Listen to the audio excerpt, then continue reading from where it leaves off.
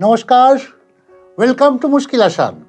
আমি doctor Kedar Ranjan Banerjee, consultant psychiatrist, national institute of behavioural sciences.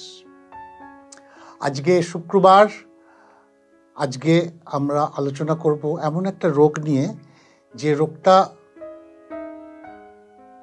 প্রতিটি 20 ঘরের মধ্যে একজন এরকম রোগীকে পাবেন। প্রতিটি 20টা বাড়ি, মানে পরপর 20টা বাড়ির মধ্যে একজনের এই রোগটা হয় বা পাবেন। এটা হচ্ছে মৃগী। হ্যাঁ, আমাদের সাইকিয়াট্রির পরিভাষায় আমরা বলি কনভালশন। কিন্তু আজকে আমি এই আলোচনাটা মৃগী রোগীদের নিয়ে করব না। ঠিক ওই রকমই সিমটম হয় আরেকটা রোগ আছে, রোগটার নাম হচ্ছে কনভার্সন। আগেরটা ছিল কনভালশন, যেটা মৃগী, আর আমরা আলোচনা করব কনভার্সন, CONVERSION। এটা জেনারেলি মেয়েদের বেশি দেখা দেয় এবং এই ধরুন 15-16 বছর বয়স থেকে শুরু হয়। এটা আপার লিমিট যে কোনো বয়সে হতে পারে, কিন্তু জেনারেলি দেখা যায় যে ওই 15 থেকে 25-এর মধ্যেই এটা ইটস ভেরি কমন। এবং এটা সিমটমটা অনেকটা মৃগী রোগের মতোই, কিন্তু মৃগী রোগ আর এই কনভার্সন দুটোর মধ্যে পার্থক্যটা আমার মনে হয় জেনে রাখা উচিত। তার কারণ দুটো রোগের ট্রিটমেন্ট প্রোটোকল কিন্তু আলাদা। হ্যাঁ, কনভালশনের যে চিকিৎসাটা আমরা করে থাকি সেটা আমরা অ্যান্টি এপিলেপটিক ড্রাগ দিয়ে এর চিকিৎসাটা করা হয়। হোয়ারএজ কনভার্সন যাদের হয়, মৃগী রোগের মতো যে সিমটমগুলো হয় কিন্তু মৃগী রোগ নয়, সেটার চিকিৎসা আমরা অনেক সময় অ্যাংজিওলাইটিক বা অ্যান্টিডিপ্রেশন দিয়ে চিকিৎসাটা আমাদের করতে হয়। এবার আসুন দুটো ডিফারেন্সটা কি দেখুন।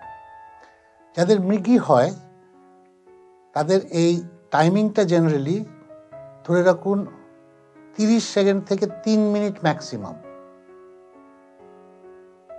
শরীরটা বেঁকে যায়, দাঁতে দাঁত লেগে যায়, অনেক সময় জিভ কামড়ে ফেলে, অনেক সময় জামা কাপড়ে পেচ্ছাপ করে ফেলে, বা এমন জায়গায় পড়লো যেখানে মাথায় চোট লাগতে পারে বা হাতে পায়ে চোট লাগতে পারে।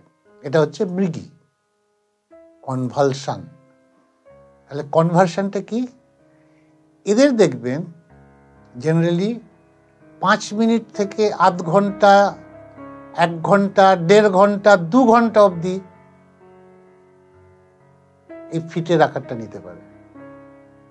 তার মানে একটা হচ্ছে ছোট্ট স্প্যান উইদিন 3 মিনিটস, আর একটা হচ্ছে 30 মিনিটস। এটা হচ্ছে স্প্যান। দ্বিতীয় হচ্ছে কনভার্সনে দেখা গেছে একা হয় না, লোকজনের সামনেই বিশেষ করে হয়, কিন্তু মৃগী একা থাকলেও হয়। 3 নম্বর, মৃগী ঘুমের ঘরেও হয়, কিন্তু কনভার্সন ঘুমের ঘরে কখনো হয় না। 4 নম্বর, যেটা আরো বেশি প্রয়োজনীয় আমাদের কাছে, সেটা মৃগীতে টাং বাইট হয়, অনেক সময় জিভ কেটে ফেলে দাঁতে দাঁত লেগে, বা অনেক সময় এমন ভাবে পড়ে যে আঘাত লাগে। কিন্তু কনভার্সনে কখনো জিভ কাটবে না, কখনো তার হাতে পায়ে মাথায় চোট লাগবে না, সঙ্গে সঙ্গে সে নিজেকে ধরে নেয়, সামলে নেয়। আর last but not the least, মেয়েদের এটা বেশি হয় কনভার্সনটা। সেটা হচ্ছে যে এরা কখনো কাপড়ে পেচ্ছাপ বা পায়খানা করবে না কনভার্সন ডিসঅর্ডারের, কিন্তু কনভালশনে অনেক ক্ষেত্রে দেখা যায় যে পেচ্ছাপ করে ফেলছে বা কাপড়ে পায়খানা করে ফেলছে।